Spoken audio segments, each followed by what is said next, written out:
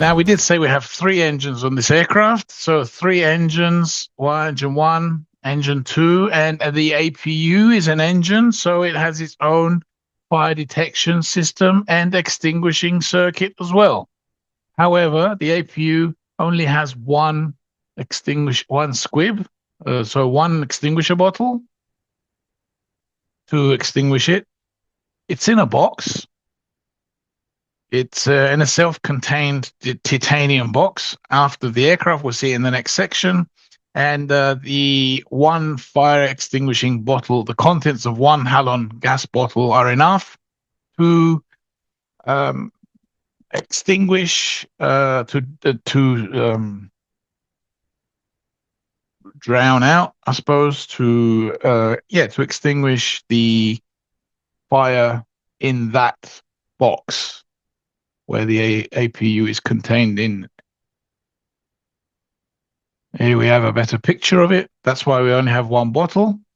It's also a regulation, guys, from the different authorities, from the different, not the manufacturers. The manufacturers have to adhere to these regulations, that the extinguisher bottle has to be separated by a firewall.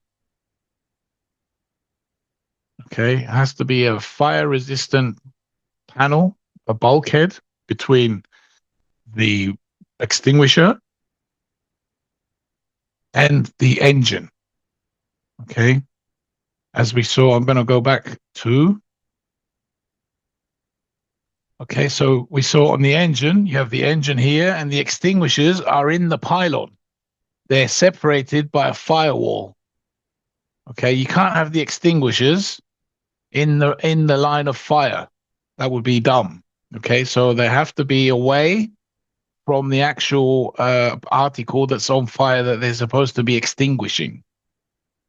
Okay, and similarly with the APU, same thing. So the APU is in this area here. This is the aft bulkhead of the THS area, what they call the trimmable horizontal stabilizer, which we did when we did the flight controls. We had a look about a little bit of the THS. So right aft in the THS section is the fire bottle that sits here. And when commanded to the percussion mechanism to shoot, it will shoot the contents of the bottle into this box where the APU is, and thus extinguish any fire that's in it. Okay. We did see on the other picture as well, and this one, all 3 fire extinguishing circuits have the possibility to be tested. Okay, so we've got test one here, test one here, test one here. That talk to the fire detection unit, which does a small test, continuity test of the system, that the circuit is intact and ready to detect any faults. Okay, for those of you who have 330 are now thinking, oh, with 330, we don't have a switch per engine. We have one test button. Yes, and for the 340 is even worse. You have one test button for 4 engines. Okay, the 320, when it came out 40 years ago, they decided each engine is going to have its own test facility. Okay. All right. Control and indicating. So the controls and indications are done from the overhead panel.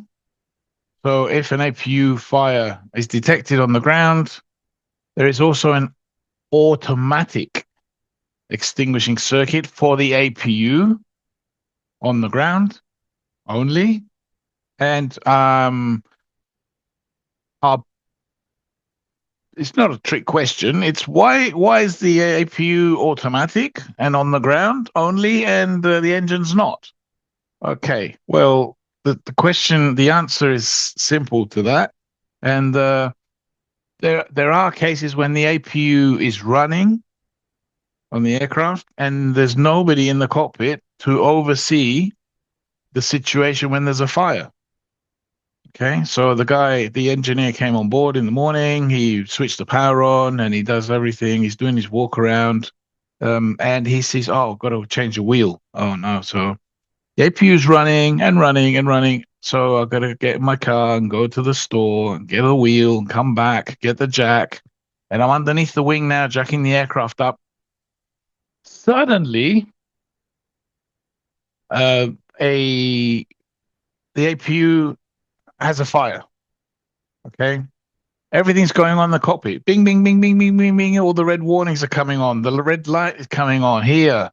Um, the master warnings, the fire indications on the glare shield, everything's indicating that I've got a fire, but there's nobody in the cockpit because the engineer is busy changing the wheel and the pilot hasn't arrived yet. So the system has, in this scenario, an auto-extinguishing system. Okay, an auto-extinguishing system where it will switch the APU, shut it down, and automatically fire the bottle if there has been a fire detected. We're in an unmanned cockpit. Of course, it might be just a rogue indication, so there could be a problem. So there is an indication. This probably, yeah, is the next slide coming up. In fact, I'll put it and we can always come back. There is here, this is the electrical power panel. Okay, also an indication of an APU fire. So if the engineer was changing this wheel and suddenly he hears the horn, beep, the horn that comes on this panel here is to tell the engineer who is around doing something, hey, there's something wrong with the aircraft. Come and have a look at this panel. He comes and has a look at this panel and sees APU fire, then the engineer can also lift the red cover, okay, and shut the APU down. Okay, no cool down period. Okay. But it's busy, it's noisy, didn't hear it. The system will automatically shut it down on the ground. Okay. And now you're going to say to me, well, why only on the ground? Well, in the air, there's two pilots at the front that get a lot of money to monitor all the systems. And if it's on in the air, hopefully one of them will extinguish it or will think to do it. It's only for when the aircraft's on the ground and the cockpit is unmanned that they've built this automatic extinguishing system on, built this automatic extinguishing system so that they can extinguish it when the cockpit is unmanned and there is a requirement to do so. And here we have the panel. While we're here as well, there are other things like avionics vent is not working. The cockpit call. Remember when you're on the headset and the pilot beep beep beep beep beep is calling you, and then you'll come and see what's the problem. Oh, he's calling me. Let's put the headset on and speak to him or her. And the external power. The external power scenario as well. The available light and the not in use lights are also in there.